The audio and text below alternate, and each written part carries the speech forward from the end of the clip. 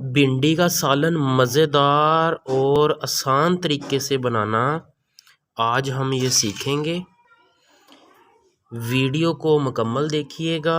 इसमें मैं आपको भिंडी का सालन आसान तरीके से बनाना, जिस तरह घरेलू बनाया जाता है, बहुत ही लजीज ये सिखाऊंगा। हमारे साथ रहिएगा। भिंडी की रेसिपी बनाने के लिए जी यहाँ पे मैंने आधा कप जो है कुकिंग ऑयल लिया है। इसको मैंने कढ़ाई में डाल लिया है। अब मैं इसको अच्छी तरह गरम करूँगा। जैसे ही ये कुकिंग ऑयल यहाँ पे गरम हो जाएगा, यहाँ पे मैंने आधा किलो जो है ये मैंने भिंडी ली है। इसको आपने ऐसे काट लेना है। ये मैं आपको दिखा भी देता हूँ, ये ऐसे। तो ये आधा किलो मैंने यहाँ पे भिंडी ली है और इस भिंडी को सबसे पहले मैं यहाँ पे फ्राई करूँगा, इसको डाल के।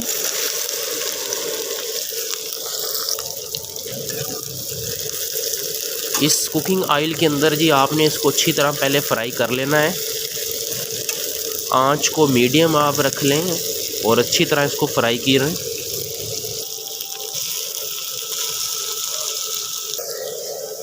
तकरीबन मैंने इसको 3 से 4 मिनट फ्राई किया है। ये इसका कलर जो है ना, ये आप देख लें, हल्का गोल्डन कलर हो गया है। अब मैं ये फ्राई की हुई भिंडियों को जो है ये मैं निकाल लूँगा।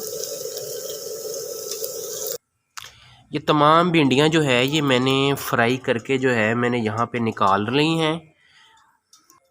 अब उसी ऑयल के अंदर मैं यहाँ पे लहसुन और अदरक का पेस्ट लूँगा। ये तकरीबन 1 चम्मच है और वही ऑयल जो है जो हमने लिया था उसी के अंदर मैं डाल दूँगा इसको। और इसको मैं हल्का गोल्डन जो है ये मैं करूँगा जी। ये आप देख सकते हैं जी, इसका लहसुन और अदरक के पेस्ट का जो कलर है ये हल्का गोल्डन हो चुका है। अब मैं इसके अंदर ये प्याज डालूँगा। प्याज को मैंने ऐसे काटा हुआ, ये मैंने 2 बड़े प्याज हैं, ये मैं इनको डाल दूँगा इसमें। और इन प्याज को मैंने यहाँ पे नरम करना है जी। हम यहाँ पे प्याज को थोड़ा सा नरम करेंगे। तकरीबन 2 से 3 मिनट लगेंगे और ये प्याज जो है ये अच्छी तरह नरम हो जाएगा। तकरीबन 2 से 3 मिनट मैंने यहाँ पे प्याज को ऑयल में नरम कर लिया है। अब इसी तरह ये मैंने 3 अदद सब्ज़ मिर्च ली हैं, इसको मैंने ऐसे काट लिया जैसे मैं आपको दिखा रहा हूँ। ये मैं डाल दूँगा इसमें। और इसी तरह यहाँ पे मैंने टमाटर का पेस्ट लिया है। 2 अदद टमाटर का पेस्ट है। आप वैसे भी टमाटर डाल सकते हैं काट के। इसको डाल दूँगा इसमें मैं।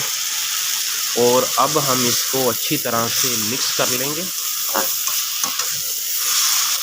ये भी अच्छी तरह मिक्स कर लिया हमने।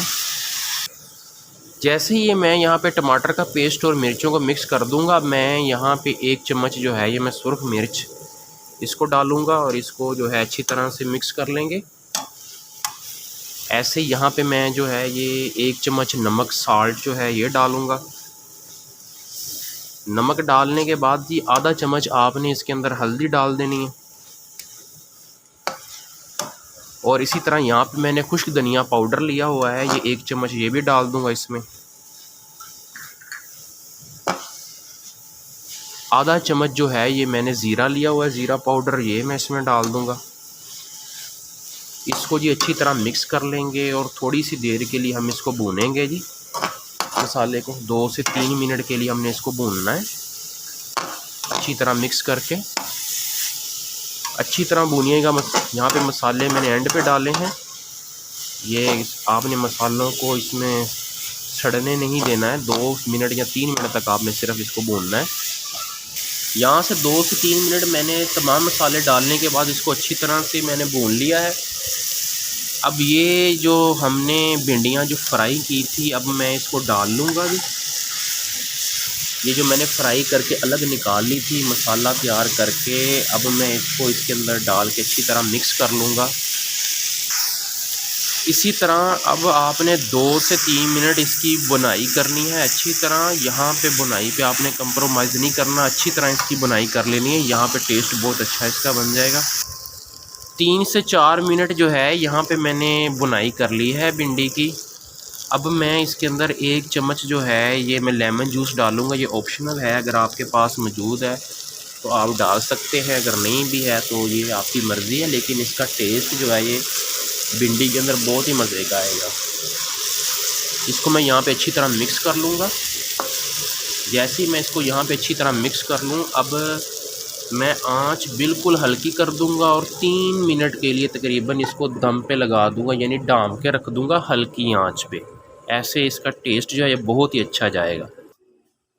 3 मिनट मैंने हल्की आंच पे ढाँपने के बाद यानी दम लगाने के बाद ये देखें जी, यहाँ पे भिंडियों ने जो है ये घी जो है ये छोड़ दिया है, ऑयल छोड़ दिया। अब ये फाइनली आपके पास यहाँ पे तैयार हैं। उम्मीद करता हूँ ये आपको हमारी ये वीडियो बहुत पसंद आई होगी। हमारे चैनल को सब्सक्राइब कीजिएगा। बहुत शुक्रिया।